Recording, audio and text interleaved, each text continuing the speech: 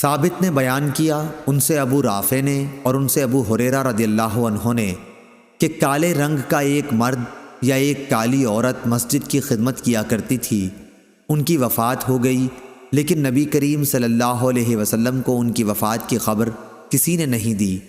ایک دن آپ نے خود یاد فرمایا کہ وہ شخص دکھائی نہیں دیتا۔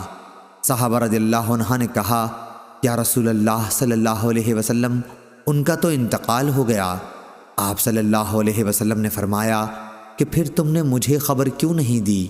صحابہ نے عرض کیا کہ یہ وجوہ تھی، اس لیے آپ کو تکلیف نہیں دی گئی۔